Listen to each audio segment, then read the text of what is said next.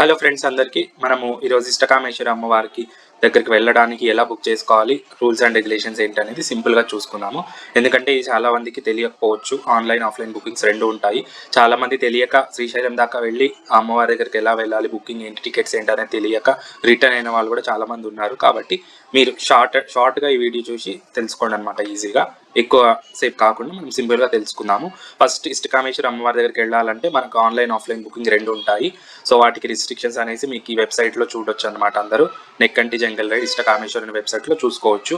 So మనకు online booking వచ్చేసి particular డేకి 15 days ముందే మనకు రిలీజ్ చేసి ఉంటాయి అన్నమాట టికెట్స్.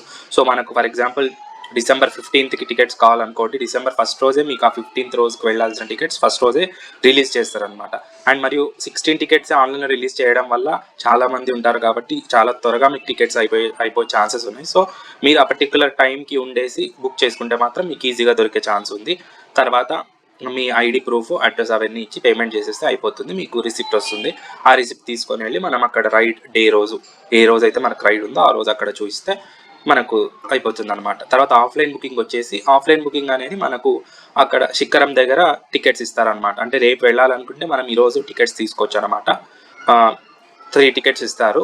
అవి ఆఫ్లైన్ అనేవి 104 టికెట్స్ ఉంటాయి. సో అక్కడ ఉండే రష్ లైన్ బట్టి మీకు టికెట్ వస్తుందా రాదా అనేసి దాని మీద డిపెండ్ అయి ఉంటుంది. కొంచెం ఎర్లీగా వెళ్తే 100% వచ్చే ఛాన్సెస్ అయితే ఉన్నాయి.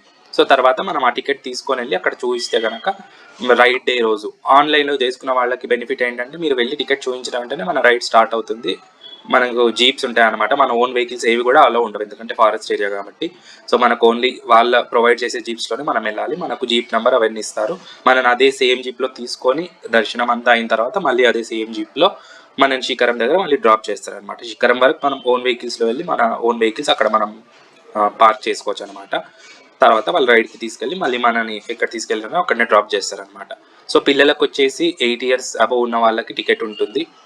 సో మనకు వాళ్ళు డే టైం అని కూడా మెన్షన్ చేస్తారనమాట. మనకు ముందు రోజు వాళ్ళ నుంచి ఆన్లైన్ చేసుకున్న వాళ్ళకైతే వాళ్ళ నుంచి పూర్తిగా ఇన్స్ట్రక్షన్స్ అయితే వస్తాయి. ఆఫ్లైన్ వాళ్ళకి కూడా ఇన్స్ట్రక్షన్స్ ఇస్తారు, ఏ టైంకి రావాలి, ఎక్కడ ఉండాలనేసి.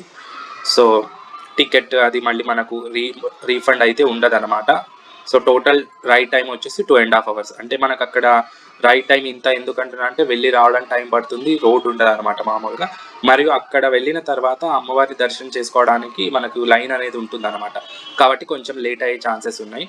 అదే ఆన్లైన్ చేసుకున్న వాళ్ళకైతే అక్కడ వెళ్ళి టికెట్ చూపించిన వెంటనే మనకు ఫస్ట్ 2 జీప్స్ ఆన్లైన్ చేసుకున్న వాళ్ళని పంపించేస్తారనమాట. సో మనం త్వరగా అమ్మవారి దగ్గరికి వెళ్ళి అక్కడ లైన్ ఉండదు ఫస్ట్ మనం ఆన్లైన్ వాళ్ళు వెళ్తే. సో వాళ్ళు ఈజీగా దర్శనం చేసుకొని రిటర్న్ అయిపోవచ్చు, తక్కువ టైం ఉంది అనుకున్న వాళ్ళు. ఇంకా జీప్స్ వచ్చే కొద్దీ లైన్ పెరుగుతుంది అనమాట. కాబట్టి ఆ టోటల్ 120 members లైన్ అనేది పెరుగుతుంది. మళ్ళీ మీకు దర్శనం కొంచెం లేట్ అయ్యే ఛాన్సెస్ ఉంటాయి. సో ఆన్లైన్ ఆఫ్లైన్ రెండు విధాలు ఉంటాయి. మీకు ఏమన్నా మెయిల్స్ ఉంటే కూడా, ఏమైనా డౌట్స్ అవి ఉంటే కూడా మనము ఈ మెయిల్కి చేసి తెలుసుకోవచ్చు అనమాట.